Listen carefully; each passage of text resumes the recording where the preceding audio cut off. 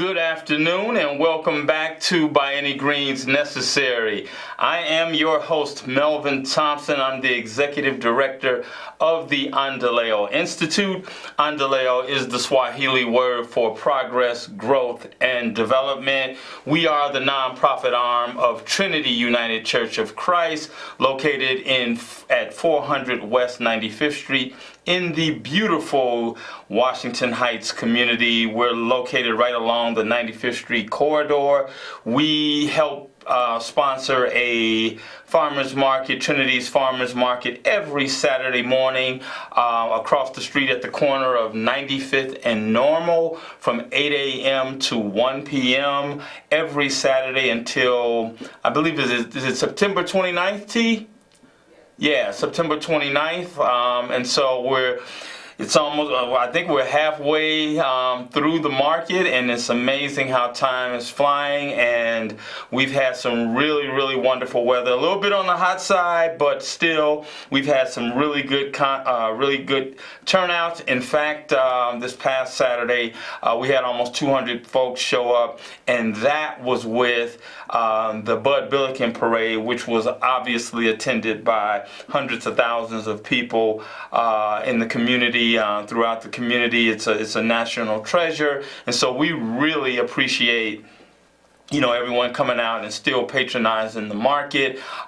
In addition to the fact that Endeleo held its second community visiting meeting on the same exact day.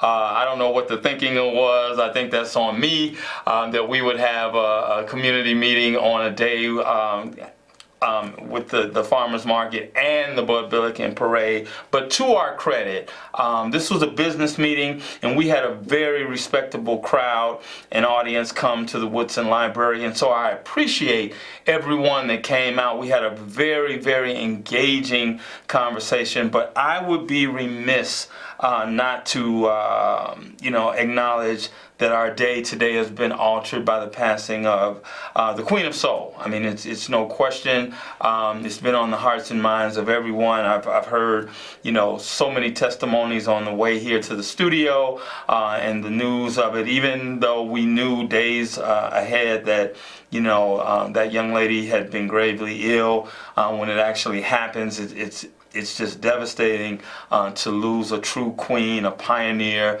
a humanitarian, community activist, a civil rights advocate, right there with King and all of those things, and, just lending her voice and her talent to a platform that promoted our people.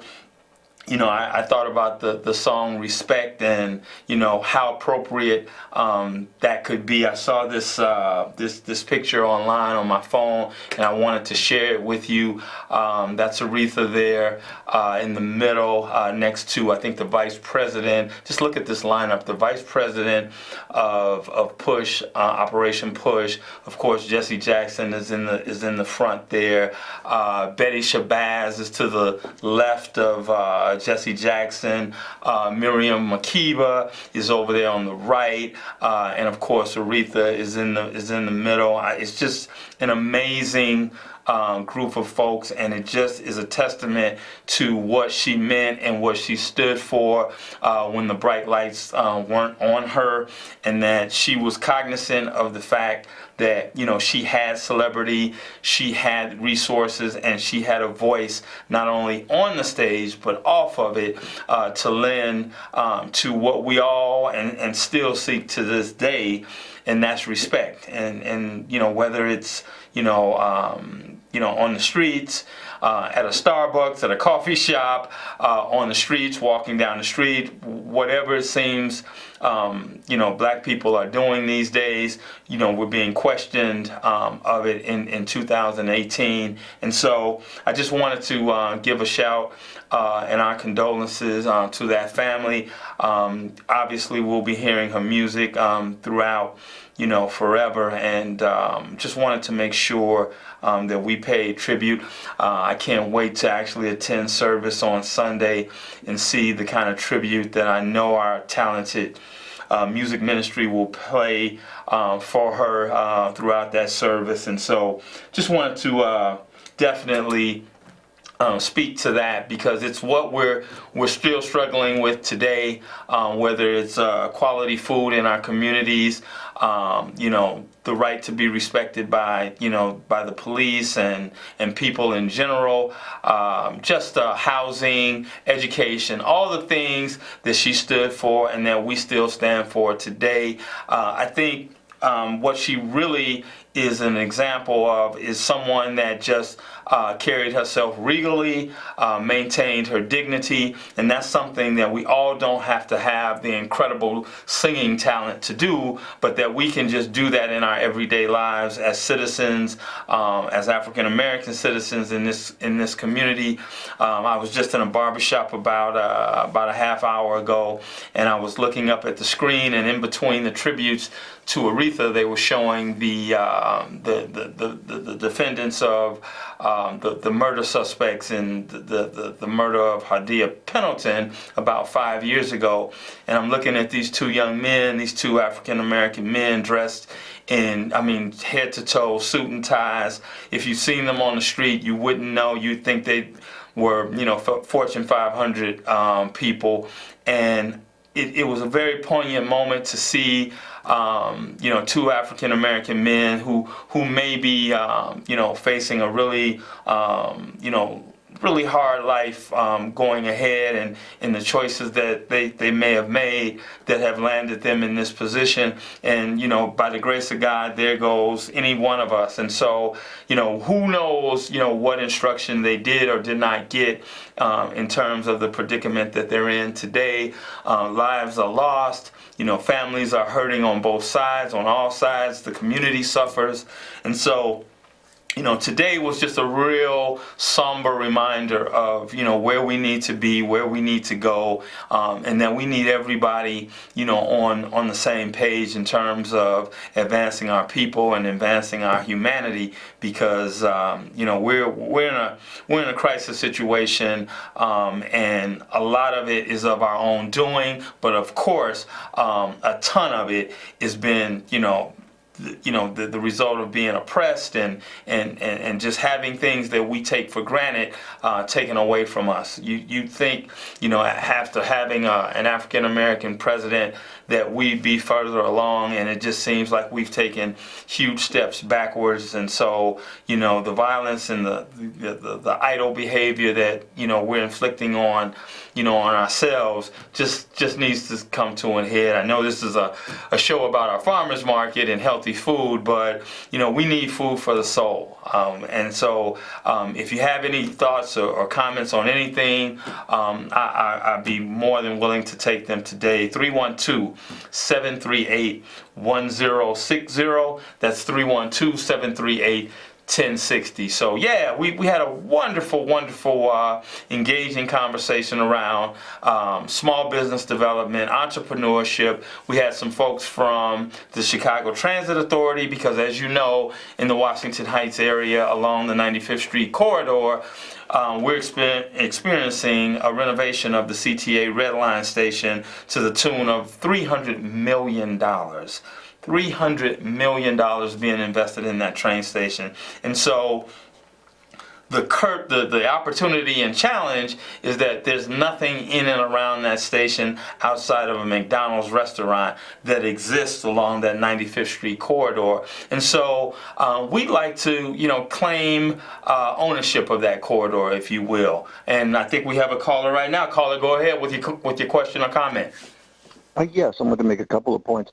One, with regard to Chicago, it's important to note that as compared to the rest of the country, Chicago is doing particularly bad relative to crime and violence. So there are plenty of communities all over this country, communities of color, that have seen a dramatic drop in crime over the last 25 years. Keep in mind that the national crime rate is about half of what it was in 1979, 1980.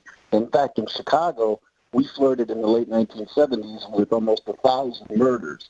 So that was considered to be, the shall we say, the line not to cross as far as law enforcement is going to hit 1,000 or not. So it's important to have perspective when we talk about things. And with regard to the two gentlemen who were, I use that term broadly, who are on trial for the murder of Harriet Pendleton. I mean, I'm sorry, but when I see those two individuals, there's nothing about Fortune 500 that speaks to me, given their hairstyles and so forth. We need to convey to young people that, you know what, if you get to have $100 million in assets, you can wear your hair any way you want, and you can tattoo your entire face any way you want. But until you get there, you need to realize that if you want a job and a career and you want to be able to interview, that there are things you can't do. And that includes, wearing your hair a certain way and doing things to your body if you're going to be taken seriously. Sure. And lastly, with regard to the development of communities, and this isn't an answer that no one's been able to come up with yet, because on the one hand, we advocate for community development, which is a wonderful thing, but at the same time, as soon as communities become developed, what happens? Prices go up. People who are of higher socioeconomic standing come in, rent, buy, and thereby push out the people that used to belong there, used to consider that home, because they can no longer afford to live there. So, I mean, that's what's happening in Pilsen. It happened in Wicker Park. It was in Blair. On the near south side, it's happening. So there's this question, how do you develop an area without pushing everybody out who used to live there 20 years ago? And I believe, are you Steve? Yes. Steve, I follow you, and I have so much respect for your intellect, and I appreciate you making the call. You covered a ton of different issues, and thank you for the call.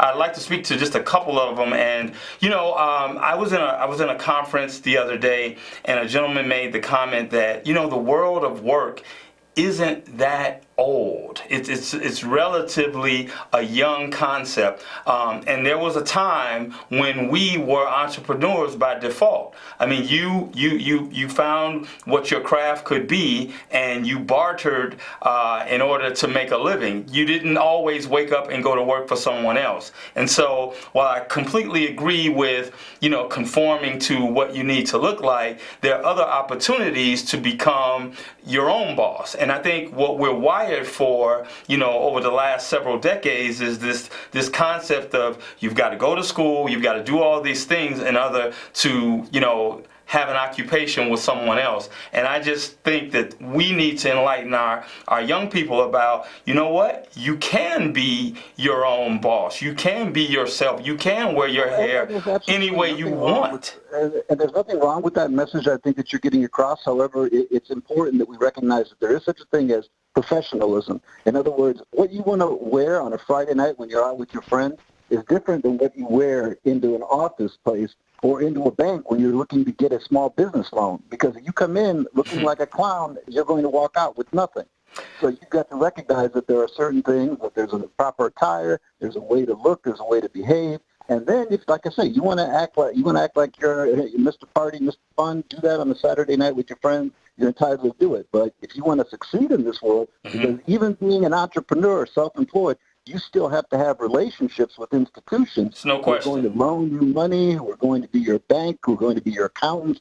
And for them to take you seriously, you need to look like a serious person. Your points all well taken, but I will defer and say that a banker only looks at the 3 or 4 C's: character, credit, and the other C's escape me. But to your point, very well spoken. And you don't work in a vacuum, and you need other people. And unfortunately, you are judged. And so I think there's a happy medium between what we're both saying, and I think we're saying both the same things. Absolutely. People have to live in the real world. Yes, sir. And at the same time, people should be given latitude to be themselves. And that's the middle ground, I think. Thank you so much, Steve. Please call back again. I'd love to talk to you. I have a tremendous respect for you. Thank you very much. I think we had a caller. Caller, go right ahead with your question or comment. Yes, sir. I got 2 quick comments. Yes, sir. The first one is the 2 gentlemen that can't remember. They're like a politician. They promise you everything, but when it comes time to deliver, they get amnesia. And about the construction, $300 million. Let me say this. The African American and the Hispanic construction companies will be lucky to get $20 to $25 million combined. If that. million. That's what people should be marching against. Yes. It's totally wrong. I'm Mexican American, you're African American. You ought to get together and start marching on City Hall so we get more of the pie instead of the crumb. I concur. Thank you so much for the call, and I couldn't agree with you more. And we'll be fortunate if we saw those kind of numbers, sir, because oftentimes these deals are cut, and long before we even know about them. And so there's an election coming up, and I think it's going to be a very key, critical election, and I think we need to really use our conscience and listen to the multiple candidates and see. I don't think if any one of those candidates that is running, that the city would completely fall apart. And so I think we really need to be strategic and have a real conscience in our vote, because I think this is a very critical moment in our history. I think what's happening in Washington has really sparked a lot of different activism, a lot of activism in our community across the country. And I think this is a vote that should not, a vote should never be wasted. But I think we really need to, do some research, not listen to sound bites, and really investigate. I heard the mayor say the other day that he didn't agree with the fact that there were two Chicagos, and that that there were two investment philosophies and at work. And from where I sit, there's investment in some areas and not investment in disinvestment in other areas. So if that was what he was alluding to, then that's what makes two Chicagos in this city. And so, to the caller who called before, Brother Steve, and said, about displacement.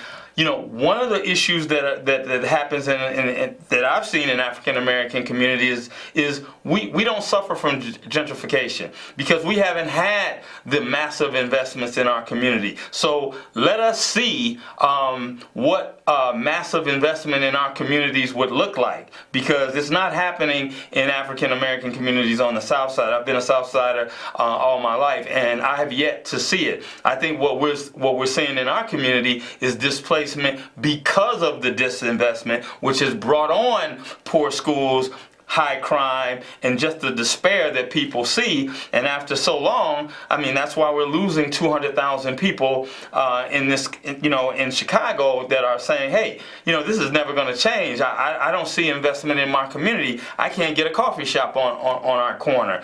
Crime is doing, all of the crime statistics that he quoted. Yeah, it may look like it may be on paper actually decreasing, but when you've got lack of investment, lack of quality education, lack of healthy food, then it compounds itself. And so the crime gets sensationalized, and every night you're just hearing about a different statistic of someone losing their lives. And so this is a very complex problem, but it begins with economic policy and the systemic policies that we've been subjected to over the last several decades. And so you've got to start somewhere. And so I would defer and say that let us see what massive investment in a black community would look like, and let's see who leaves. Let's see, because we have the appetite for the things that we drive out of our communities to receive.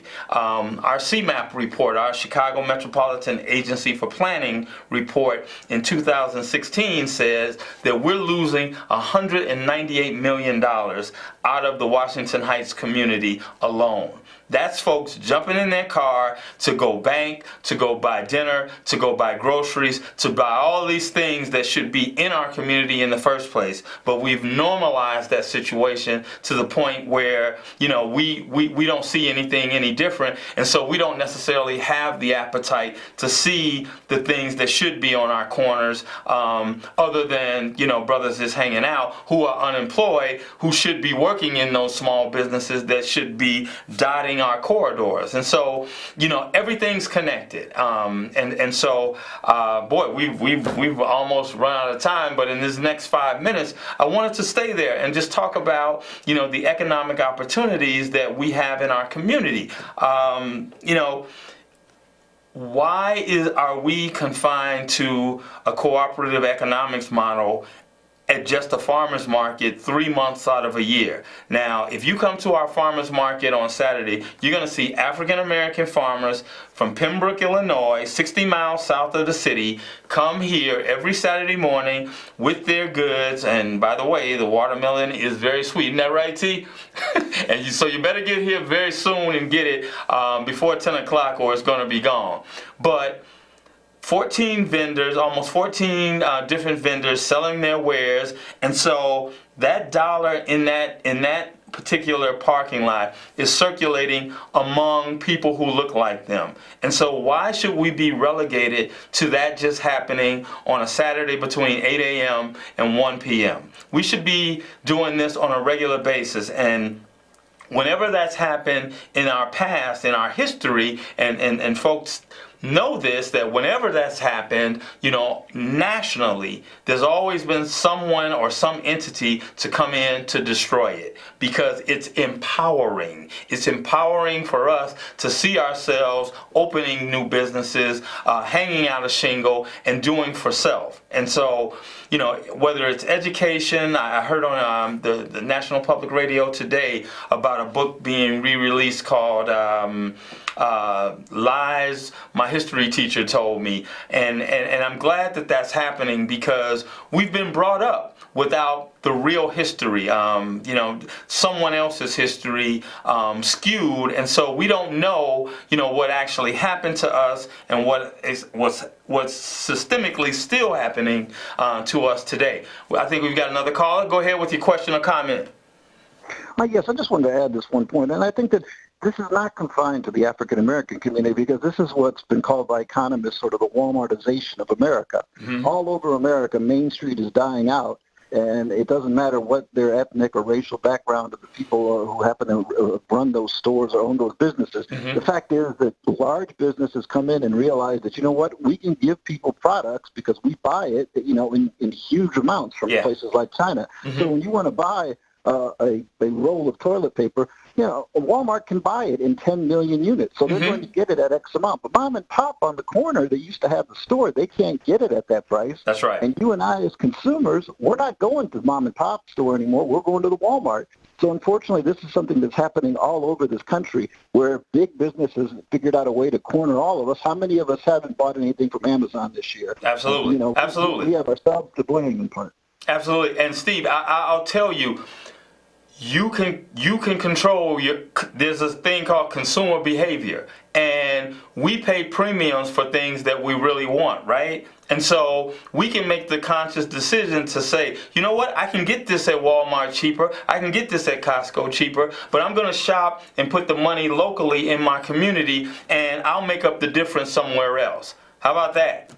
Right, absolutely. Everyone has that opportunity, and unfortunately, given the choice, everyone figures out a way to rationalize why they're going to go to Best Buy rather than, the person down the street. Absolutely. Steve, leave your number with our assistant. I want to connect with you. I think we got a couple of minutes left. Thank you again for the call. And, you always, run short when you have rich conversations like this. And our next community visioning meeting will be September 8th. And so please make note of that. We'll have a flyer next week to show. We really want to impact everyone, not just in the Washington Heights community, but we want, they say that you can't eat an elephant in all in one bite, right? And so the complex problems that we see in our community are, you have to take them in bite-sized increments. And so we'll start with Washington Heights, we'll spread to Auburn Gresham, we'll spread to West Chesterfield, we'll spread to Calumet Heights, we'll spread to Greater Roseland, Pullman, and all those areas, South Shore, Calumet Heights, because you can throw a dart, and they're all the same communities, all facing the same things. So join us next week. Make sure you come to the farmers market, 8 o'clock this Saturday, rain or shine. We'll be there, and there'll be more rich conversation to come. I promise you. This is Melvin Thompson from the Endeleo Institute. By any means necessary. Have a great week.